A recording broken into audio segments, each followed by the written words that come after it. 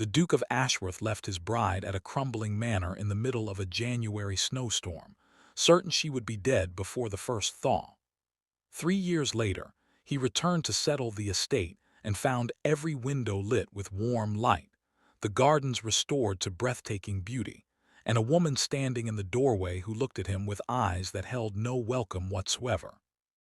Before we begin, if you enjoy powerful historical romance stories filled with love, betrayal, resilience, and unforgettable endings, subscribe now, like this video, and tell us in the comments where you're watching from.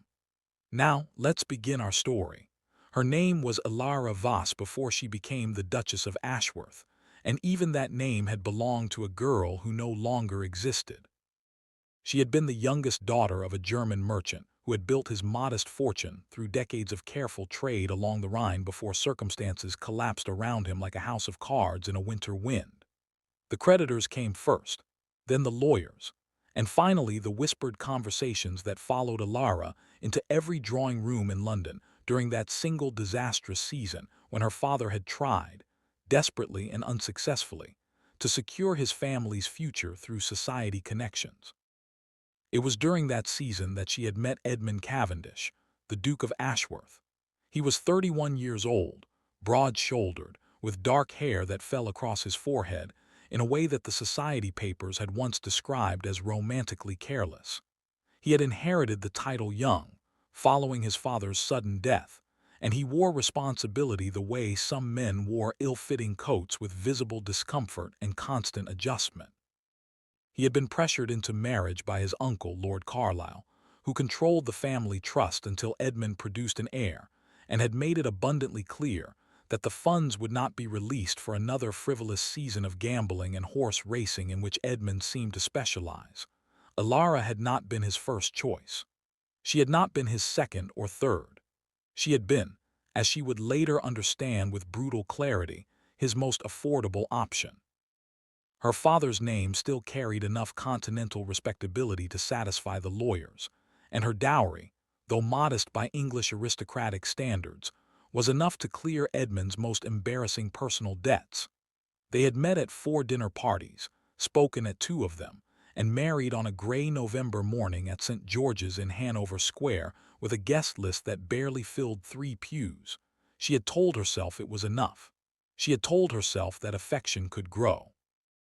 She had read enough novels to believe that a cold beginning did not necessarily predict a cold ending, and she had packed her small leather trunk with that cautious, trembling hope tucked inside her chest like a fragile bird. The morning after the wedding, Edmund had informed her, with his eyes fixed somewhere above her left shoulder, that she would be spending the winter at Linwood Hall, the estate he had inherited from a distant Greytan, and which he had never bothered to visit because it was, in his precise words, entirely unremarkable and inconveniently located. He would be returning to London, where his social obligations and business arrangements required his presence. She would be comfortable there. Staff had been arranged. He had not looked at her when he said it. Alara remembered thinking with a strange and quiet stillness that she had expected something like this. Not quite this. Not quite so soon. But something. The carriage had carried her north through 3 days of worsening weather, the road narrowing and the sky lowering with each passing mile until the world outside the frost-covered window was nothing but white fields and skeletal trees. When the driver finally announced their arrival, Alara had pressed her face to the glass and looked at Linwood Hall for the first time. It was not crumbling exactly. It was something worse than crumbling. It was a house that had simply given up. The stone facade was dark with years of damp. Several windows on the upper floors were boarded rather than glazed. The iron gate at the entrance had rusted at such an angle that it could neither fully open nor fully close. The gardens were buried under snow, but even the snow looked gray here, pressed down and defeated. A single lamp burned in a downstairs window, and that small, solitary light was the most heartbreaking thing Alara had ever seen. The staff Edmund had arranged consisted of 3 people. There was Mrs. Price, the housekeeper, a woman of approximately 60 years who was fiercely competent and almost entirely incapable of warmth. though Alara would eventually learn that this was not coldness, but rather the armor of a woman who had survived much disappointment. There was Thomas, a boy of perhaps 16 who served as footman, stable hand, and general assistant to everything requiring physical effort. And there was old Agnes in the kitchen, who was partially deaf and cooked as though food were something to be punished rather than enjoyed, but who made, inexplicably, the most extraordinary bread Alara had ever tasted. That first night, Alara sat alone in a dining room where the chandelier held only 4 working candles, ate a meal of thin soup and Agnes's extraordinary bread, and listened to the wind throw itself against the windows as though personally offended by the house's existence. The fireplace in that room was enormous and barely functional, filling the room with more smoke than heat, and Alara had wrapped her heaviest shawl around her shoulders and decided, with a clarity that surprised her, that she would not cry. She would not cry because crying suggested she had expected better, and she had known, somewhere beneath all those careful novels and cautious hopes, that this was always the kind of story she had been given. But she would also not simply endure it. The decision formed in her chest that first night, small and hard and certain, like a seed pressed into frozen ground. She did not know yet what it would grow into. She only knew that she refused to become a woman defined by what had been done to her. The winter was long and brutal, even by Yorkshire standards. The pipes froze twice. The roof leaked in 4 places following a storm in February, and Alara contracted a chest illness in late January that kept her confined to bed for nearly 3 weeks, during which time she burned with fever, and Mrs. Price sat at her bedside every night without being asked, changing the cold cloths on her forehead with businesslike efficiency, and absolutely no comment whatsoever. It was during those feverish nights, drifting in and out of dreams that mixed German lullabies with the sound of Edmund's voice saying entirely unremarkable, that Alara understood she had been left here to disappear quietly, to become a footnote in someone else's story. She recovered stubbornly, almost aggressively, as though her body had heard the same decision her heart had made that first night and agreed with it completely. By March, she was walking the grounds every morning, learning the shape of the estate beneath its retreating snow. By April, she had written 12 letters to local tradesmen in the nearest village of Haverstone, 3 miles down the valley road, and had received careful, skeptical replies from most of them. By May, she had convinced a retired gardener named Mr. Hobbs, who had worked the grounds 30 years ago under the previous owner, to return on a trial arrangement, and the two of them had stood in the overgrown kitchen garden together on a warm spring morning, planning what could be saved and what would need to begin again. It was Mr. Hobbs who told her about the estate's history, that Linwood Hall had once been considered one of the finest small estates in the north of England, that the Rose Garden alone had attracted visitors from 3 counties, that the library contained one of the most complete collections of natural history texts outside of London. He told her all of this with the mournful affection of a man describing someone he had loved and lost, and Alara listened with the focused attention of someone who was already planning how to bring that person back to life. She wrote to no one about any of this. She received no letters from London. The first year passed in labor and learning. Alara discovered that she had a genuine talent for organization, for seeing the logical sequence of repairs that would produce the greatest improvement for the smallest expenditure. She taught herself basic bookkeeping from a set of ledgers she found in the estate office, tracing the previous owner's careful handwriting until she understood the system, and then she improved it. She negotiated with tradesmen with a quiet directness that initially startled them. They had expected a decorative young woman who would defer to whatever figure they named, and then gradually earned their respect. She learned which of the village families were struggling and quietly ensured that the estate's purchasing was directed toward them wherever possible, and this simple act of attention created a warmth toward her in Haverstone that she had not anticipated, and that moved her deeply when she first understood it. Mrs. Price defrosted, eventually, in the particular way that very contained people defrost not all at once, but in small, significant moments. The morning she arrived in the drawing room where Alara was reviewing accounts and simply sat down across from her and said, without preamble, that she had noticed the new windows had been installed on the east wing, and she approved of the choice of glazier, was the morning Alara understood that she had earned something real. Thomas grew from a nervous boy into a capable young man who managed the small stable with genuine pride. Agnes remained partially deaf and continued to punish food, but her bread remained extraordinary, and she took to making it twice daily. Once she noticed that Alara always ate 2 full slices at breakfast with the expression of someone experiencing genuine happiness. By the second spring, the rose garden had begun its return. By the second autumn, the east wing was fully habitable, the kitchen garden was producing abundantly, and Alara had opened the library and spent 3 months carefully cataloging and cleaning every volume, discovering in that process a love for natural history that she had never known she possessed because no one had ever shown her such books before. By the third year, Linwood Hall was no longer a house that had given up. It was something else entirely. It was a home, not simply a restored one, but a living one, full of the particular warmth that comes not from expensive furnishings, but from the sustained attention of someone who genuinely cares. The entrance hall now smelled of beeswax and dried lavender. The dining room chandelier held 20 candles and filled the room with gold every evening. The gardens were not fully restored, that would take another 3 years at least. Mr. Hobbs had been clear about this, but they were alive, and the rose garden in particular had exceeded everyone's expectations, climbing back along the stone walls with a determination that Alara found personally inspiring. She had changed too, though she would not have described it in those terms. She would have said simply that she had learned a great deal. But Mrs. Price, watching her stand in the restored drawing room one December evening, directing the arrangement of holly and winter greenery with quiet certainty, thought that the young woman who had arrived from that carriage 3 years ago, pale, frightened, wrapped in a shawl and determined not to cry, would not have recognized the woman who stood there now. It was the second week of December when the second carriage arrived.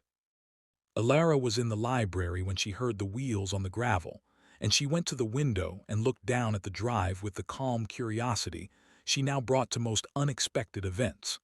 She saw a very fine carriage, far finer than anything that had visited Linwood Hall since her arrival, drawn by 4 horses the color of polished chestnuts. She saw a driver in Ashworth livery. And then she saw Edmund Cavendish, the Duke of Ashworth, step down from the carriage and stand in the drive and look up at the house. She watched him take it in. She watched his expression change, the initial composure giving way to something she could not quite name from this distance. He had been expecting, she understood in that moment, something very different from what he found. She set down her book, smoothed her dress, which was a deep forest green wool, well made and entirely practical, nothing like the London fashion she had briefly aspired to during that disastrous season, and went downstairs at a pace that was unhurried and entirely deliberate. She opened the front door herself before Thomas could reach it. Edmund Cavendish stood on the restored stone steps of Linwood Hall and looked at her, and she watched his face go through 3 separate expressions in the space of 2 seconds. The first was confusion. The second was something she might have called recognition, had it arrived more quickly. The third was a careful, social blankness that she recognized as the expression he wore when he did not know what to say and was buying time to find it. "Your Grace," she said, and her voice was perfectly even. "Ashworth," he said, and then stopped, because the title sounded strange coming from his own mouth. She could see that it did, and she thought perhaps he had not used it in 3 years and was only now feeling the weight of the words. She stepped back and led him inside. He stood in the entrance hall and looked around him with an expression that was becoming increasingly difficult for him to control. And she watched him try to reconcile what he was seeing with whatever he had prepared himself to encounter on this visit. His eyes moved across the beeswax-gleaming floors, The properly glazed windows through which the December afternoon cast long pale light, the portraits of previous Ashworth relations that she had cleaned and rehung with considerable effort, and which now looked as though they had always belonged exactly where they were. "I had expected," he began, and then stopped. "You had expected something quite different," Alara said simply, and she moved past him toward the drawing room. "I have tea arranged. You must be cold from the road." Drawing room was warm with firelight, the hearth entirely functional now, with fresh holly arranged along the mantelpiece, and a low arrangement of winter roses forced from the garden's most sheltered bed in a blue china vase on the table near the window. She poured tea herself, as she always did in this room, and handed him a cup before he had fully sat down. He sat across from her, and she could see him attempting to organize himself, to locate the version of this meeting he had rehearsed in his mind, and finding that it no longer applied to the circumstances. "I came," he said at last, carefully, "to discuss the estate. I had understood from correspondence with my solicitor that the situation here had become—" He paused. "More manageable." "Manageable?" she repeated. There was a silence. Outside, the first snow of December had begun to fall, soft and purposeful, drifting past the drawing-room windows. "The accounts that were forwarded to London last month," Edmund said, "were not what I expected." "They rarely are," Alara said, "when proper attention is applied." He looked at her, then truly looked at her, with a direct attention that he had never once offered her during the 4 dinner parties and 2 conversations and gray November wedding. She watched him see her, perhaps for the first time, and she kept her expression entirely composed because she had not survived 3 Yorkshire winters to be undone by a single man's belated attention. "You did all of this," he said. "It was not entirely a question." "Mrs. Price and Thomas and Mr. Hobbs and Agnes were invaluable," Alara said, "and the tradesmen of Haverstone are more skilled than their rural location would suggest. But yes, the decisions were mine." Another silence. The fire shifted and resettled with a soft sound. "Rose Garden," he said, and his voice had changed slightly, something looser in it, something that was not quite the social performance she had been watching him maintain. "I saw it from the drive. My great-aunt used to write about that garden in letters to my father. He would read them aloud at breakfast sometimes when I was a boy. I had thought it was lost entirely." Alara looked at him for a long moment. "Most things that appear lost," she said, "simply need someone willing to stay long enough to restore them." The words landed in the room between them like something dropped from a considerable height. Edmund Cavendish, the Duke of Ashworth, had the grace to look as though they had struck him exactly where they were aimed. He stayed for dinner that evening, and then, after some conversation with his driver and a quiet word with Mrs. Price, he stayed at Linwood Hall. He did not return to London the next morning.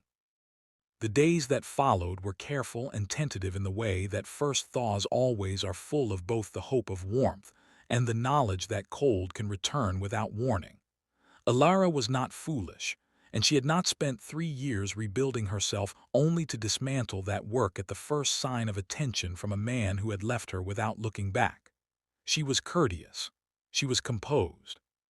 She showed him the estate with the same quiet pride she felt when walking it herself, and she watched him take in each restored room, each revived garden bed, each piece of evidence that she had not simply endured but had genuinely built something of worth.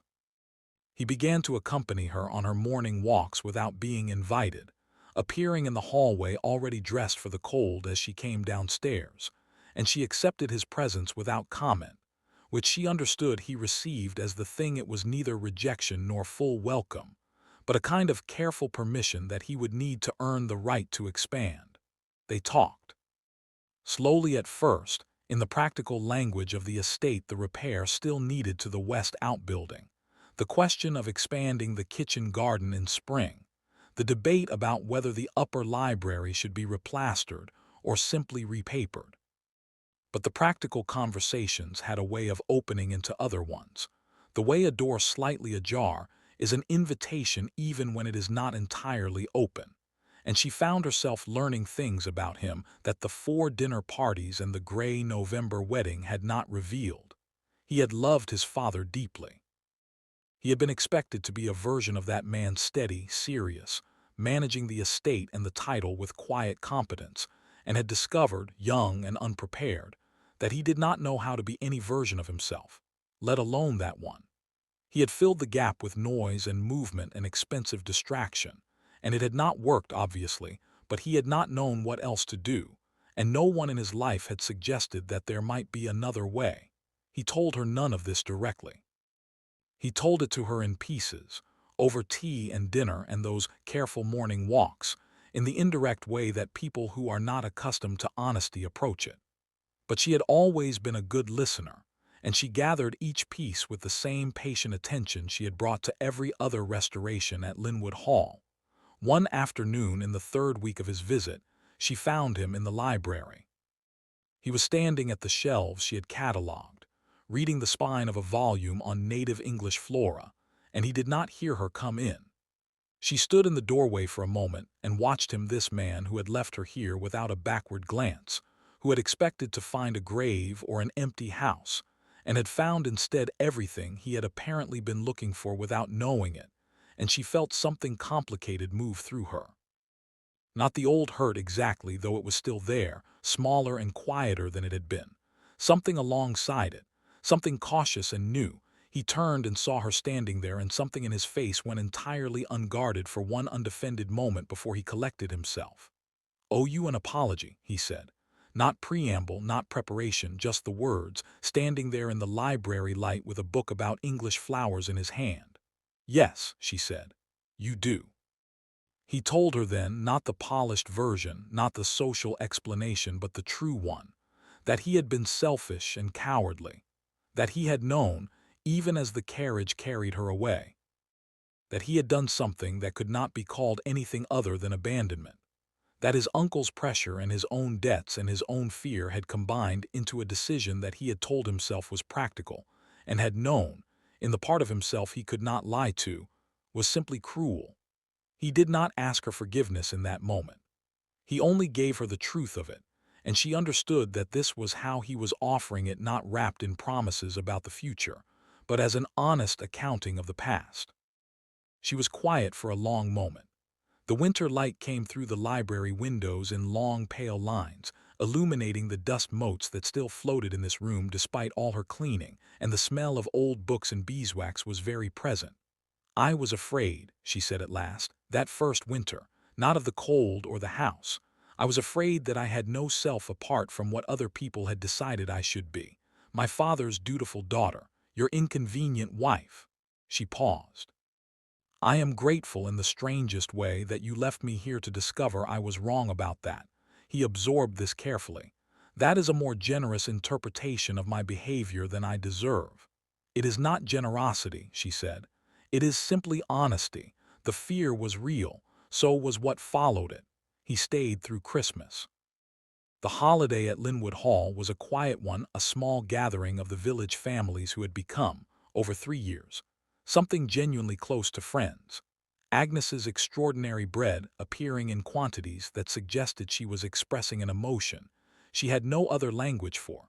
Mr. Hobbs arriving on Christmas morning, with a cutting from the oldest rose bush in the garden wrapped carefully in damp cloth and twine, and presented to Alara with a solemnity usually reserved for religious occasions. Edmund watched all of it with an expression that Alara had stopped trying to categorize, because it had too many things in it at once: regret and wonder, and something that was beginning to look very much like the slow, irreversible kind of love that does not arrive with declarations but simply accumulates, the way snow accumulates, so gradually that you do not notice until the landscape is entirely transformed. On the last evening of December, they stood together in the rose garden. The snow was deep, the roses dormant and protected under their winter covering of straw and burlap that Mr. Hobbs had applied with great ceremony in October. The sky overhead a deep blue-black scattered with stars so clear and close in the winter air that they looked almost close enough to reach.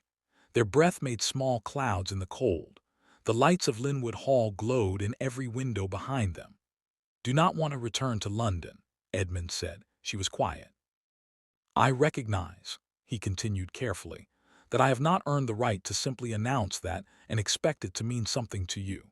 I understand that whatever I want is considerably less relevant than what you have decided this place is, and what your life here has become, and whether there is any space in it for someone who behaved as badly as I have done. There are considerable repairs still needed on the West outbuilding, Alara said. He looked at her. And the upper library needs a decision made about replastering or repapering, which I have been putting off because neither option seems clearly better and I find I would like another opinion. She paused. A considered one, from someone who intends to remain. Silence that followed was full of everything the words had carefully carried without stating directly. Intend to remain, Edmund said. She looked up at the stars for a moment, at the clear winter sky over the garden she had brought back to life, over the house she had filled with warmth and purpose, and the quiet dignity of sustained effort. She thought of the girl in the crumbling manor with her 4 candles, and her thin soup and her decision not to cry, and she felt toward that girl a tenderness so deep it was almost grief. Then she looked at the man standing beside her in the snow, and she thought that the strangest journeys were the ones that brought you somewhere entirely unexpected, and then, looking around, showed you that you had arrived somewhere you recognized as home. Then we will begin with the West outbuilding, she said. In the spring. He reached out and took her hand. Just that, nothing more dramatic, nothing more than his fingers closing around hers in the cold, dark garden. And she let him. She let him because it was earned, because every moment of this cautious, careful, honest month had been the work of a man who was finally becoming someone worth trusting, and because she had never been afraid of slow beginnings. The roses would bloom in summer. They always did, Mr. Hobbs said, no matter what the winter brought. You needed only to protect the roots, tend the soil, and believe in the returning warmth. She believed in it now in a way she had not been able to that first gray November, when a girl wrapped in a shawl had pressed her face to a frost-covered window and tried to find something worth hopping for in a single lonely lamp burning against the dark. Linwood Hall stood behind them, every window lit, warm and enduring and entirely, unmistakably, alive. Thank you for listening to today's story. If this emotional historical romance touched your heart, please take a moment to like this video and share it with someone who enjoys unforgettable stories of love, resilience, redemption, and second chances. Stories of women who refused to be forgotten and men who found their way back to something real. Subscribe to the channel and turn on notifications so you never miss another journey through history filled with unforgettable characters and powerful emotions that stay with you long after the story ends. Until our next story, take care of yourselves, hold on to the people who are worth the patience.